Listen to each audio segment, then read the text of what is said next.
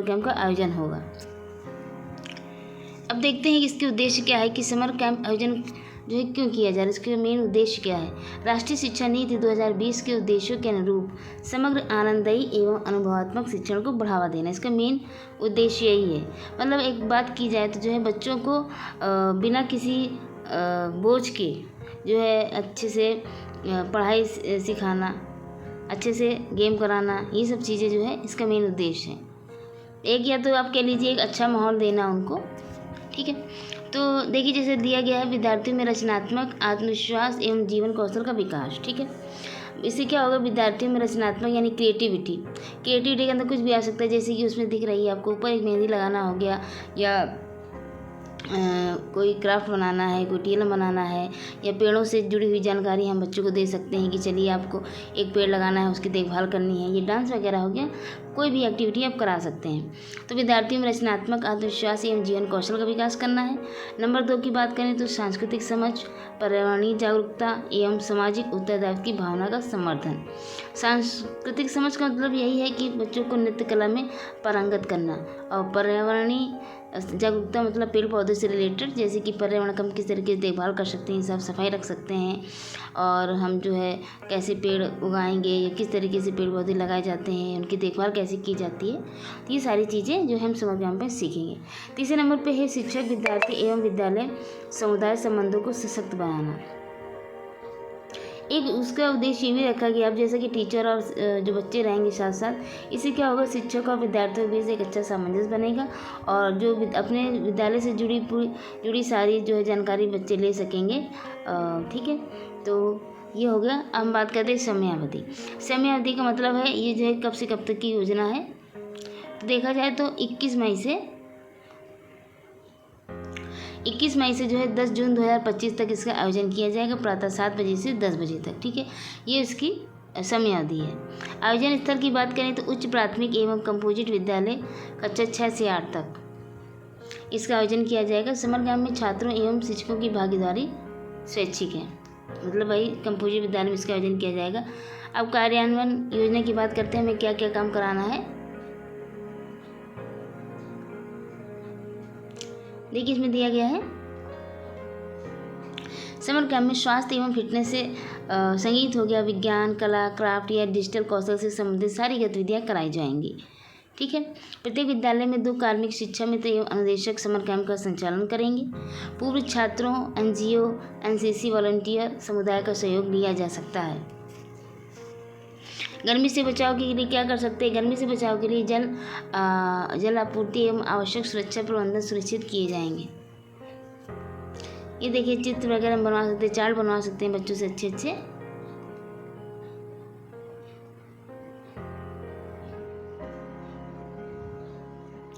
ये देखिए जैसे कि दिया गया है।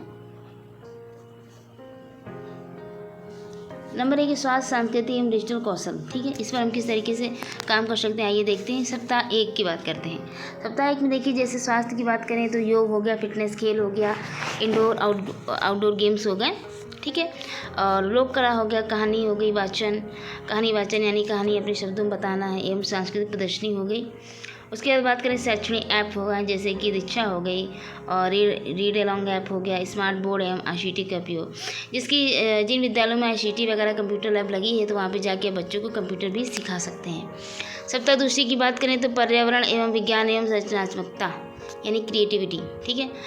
पर्यावरण के अंतर्गत आ जाएगा कि वृक्षारोपण किस तरीके से करना है, पर्यावरणीय गतिविधियाँ एवं कीट पतंगों का अवलोकन, स्टेम प्रयोग एवं विज्ञान मॉडल निर्माण, ठीक है, इसको करना है। उसके बाद कला, संगीत, कठपुतली आदि रचनात्मक गतिविधियाँ आप अपने हिसाब से जो भी आपको पसंद हो आप करा सकते हैं। सप्ताह 1 में जो है 6 दिन है तो उस हिसाब से आप रोज़ एक एक्टिविटी कराइए तो सारी एक्टिविटी हो जाएंगी। सप्ताह 3 की बात करें संरक्षण एवं सृजनात्मक अभिव्यक्ति, राज्यों में झांकी, बहुभाषीय वादन एवं देशभक्ति गीत हो गए। जल एवं ऊर्जा संरक्षण पर आधारित गतिविधियाँ हो सकती हैं, जैसे कि बच्चों से कहा जा सकता है यदि वर्षा का पानी जैसे हमें उसका संरक्षण करना, हमें एक जगह पे इकट्ठा करना है तो विद्यालय में हम क्या कर सकते हैं, विद्यालय में ऐसे हम क्या करें कि हमारा जो वर्षा का पानी है वो एकत्रित हो जाए। नाटक करना है, भूमिका निर्वाह एवं रचनात्मक कार्यशालाएँ, प्रयोगशालाएँ वगैरह भी में जाके आप जो भी क्रिएटिविटी कर सकते हैं वहाँ पे, कुछ जैसे कि प्रयोगशालाएँ जो होती हैं, तो उनका ज्ञान भी आप अर्जित कर सकते हैं किस तरीके से काम किया जाता है। ठीक है, उसकी ये हो गई 3 सप्ताह की योजना। उसके बाद हम देखते हैं सप्ताह पहला। सप्ताह पहले में देखिए इसमें दिखाया गया चित्र में आप देख सकते हैं, जैसे बच्चे जो है इंडोर गेम खेल रहे हैं, यानी कि लूडो कैरम है तो आराम से खेल रहे हैं, जैसे कमरे में बैठ के खेला जा सकता है। योग और फिटनेस की बात कीजिए, सूर्य नमस्कार हो गया, वृक्षासन हो गया, श्वास अभ्यास हो गया, jumping jack, hopper hop, team आधारित दौड़ हो गई, बाधा रेस हो गई, इंडोर आउटडोर गेम्स हो गए, ये हम करा सकते हैं। सांस्कृतिक विरासत की बात करें तो क्षेत्रीय लोक नृत्य अभ्यास, पारंपरिक परिधान दिवस, लोक कथाओं का अभिनय वाचन, पारंपरिक वस्तें बनाना, हस्तशिल्प कला, हाथ से बनाई हुई चीज़ें। समाज में मेरा योगदान, स्वच्छता अभियान हो गया, और अधिकार और कर्तव्य पोस्टर बनाना, वरिष्ठ नागरिकों से संवाद में समाज के लिए क्या कर सकता हूँ चर्चा, डिजिटल कौशल और स्मार्ट कक्षा, पावर पॉइंट कैनवस पर प्रस्तुति निर्माण, शैक्षणिक ऐप, क्विज, शब्द पहली, स्मार्ट बोर्ड पर इंटरैक्टिव लेसन, वर्चुअल ऐप का प्रयोग। पर्यावरण, अब सप्ताह 2 की बात करें तो उसको हम डिटेल में देख लेते हैं। पर्यावरण दिवस और रचनात्मक गतिविधियाँ, पर्यावरण बागवानी हो गई,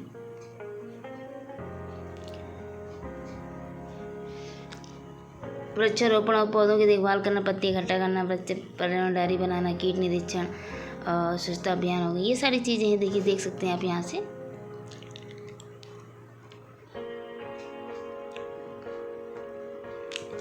ठीक है, उसके सप्ताह 3 की बात करते हैं तो राष्ट्रीय एकता, जल संरक्षण, रचनात्मक गतिविधियाँ।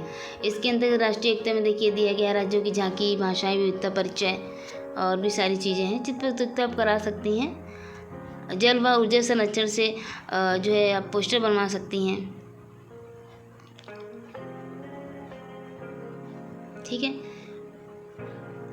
या 5 जून विश्व पर्यावरण दिवस होता है, उस दिन आप जो है बच्चों को इसका वो करा सकते हैं। पर्यावरण दिवस क्यों माना जाता है, हमारे लिए जो है पर्यावरण का संरक्षण करना क्यों आवश्यक है। ठीक है, विद्यालयों में और जो है समर कैंप का अनुभव भी साझा करना है, साथ ही बच्चों से पूछ सकते हैं, बताइए वो कैसा लग रहा है। विद्यालयों में उपलब्ध संसाधन देखिए, जैसे TLM की उपलब्धता, TLM है, उनसे आप बच्चों को ज्ञान दे सकते हैं। विज्ञान और गणित की उपलब्धता, उससे बच्चों गेम खिलवा सकते हैं। स्मार्ट क्लासेस हो गई, उसमें आप बच्चों को सिखा सकते हैं।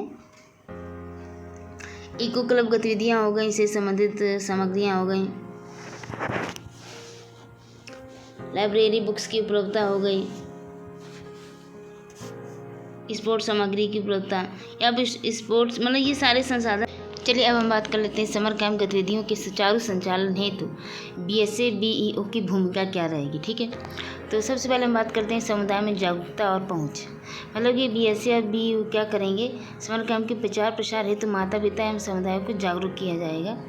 उसके बाद स्वास्थ्य और सुरक्षा अनुपालन, गर्मी से बचाव और स्वास्थ्य सुरक्षा से संबंधित निर्देशों का पालन किया जाए।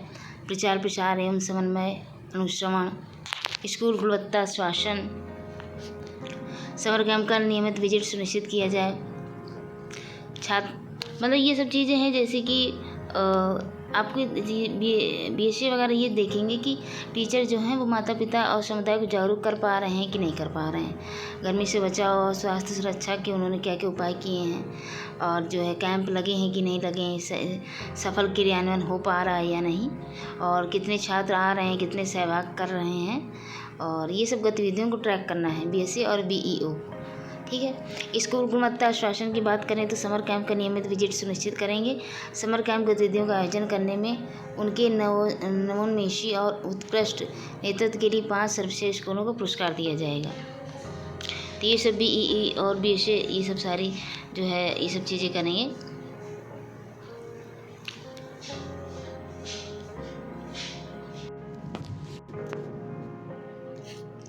इसके साथ ही साथ ये भी देखेंगे कि जो कैंप के संचालन हेतु जो सरकार ने निर्धारित धनराशि भेजी है वो समस्त विद्यालयों को प्राप्त हुई है कि नहीं। ठीक है, उसके बाद जिलाधिकारी एवं मुख्य विकास अधिकारी से क्या क्या अनुरोध किए जाएंगे। BSA और DIOs के साथ समर कैंप के आयोजन हेतु बैठक करेंगे। समर कैंप के आयोजन हेतु PTM SMC बैठक की जाएगी। उसके बाद समर कैंप के आयोजन हेतु निर्देशानुसार विद्यालयों को धनराशि का समय के अंतर्गत, मतलब समयानुतर्गत स्थानांतरण सुनिश्चित किया जाएगा। समर कैंप कैंप आयोजन के शुभारंभ हेतु जनप्रतिनिधियों से अनुरोध किया जाएगा। विभिन्न गतिविधियों के आयोजन के लिए वॉलंटियर को प्रोत्साहित करेंगे और समर कैंप गतिविधियों के आयोजन में अभिनव और अनुकरणीय नेतृत्व के लिए 5 सर्वश्रेष्ठ स्कूलों को पुरस्कृत किया जाएगा। ठीक है, तो ये सब चीज़ें करी जाएंगी। उसके बाद समर कैंप की गतिविधियों के क्रियान्वयन हेतु प्राचार्य, diet, ADB, BSA, BEO, DC की भूमिका क्या क्या रहेगी। समर कैंप हेतु अभिभावकों की सहमति प्राप्त की जाएगी, उनकी सहमति होनी चाहिए। SMC की बैठक एवं सोशल मीडिया के माध्यम से समर कैंप का प्रचार प्रसार किया जाएगा। प्राचार्य, diet, ADB, BSA, BEO, DC द्वारा नियमित निरीक्षण किए जाएंगे।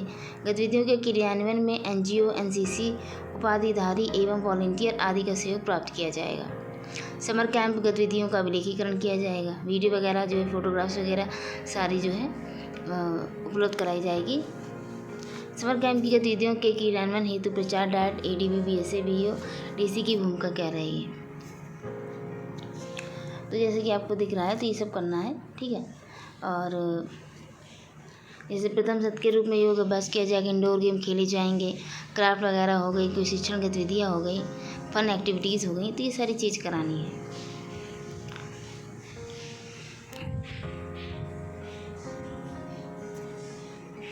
तो ये हो गया वीडियो। अगर आपको अच्छा लगा हो तो लाइक करें और इसको ज़्यादा से ज़्यादा शेयर करिए। ठीक है, ताकि जिनके विद्यालय में ये जो समर कैंप लगा है उनको जानकारी मिल सके। अच्छा लगे तो लाइक करें, चैनल को सब्सक्राइब करें और जो है इस वीडियो को ज़्यादा से ज़्यादा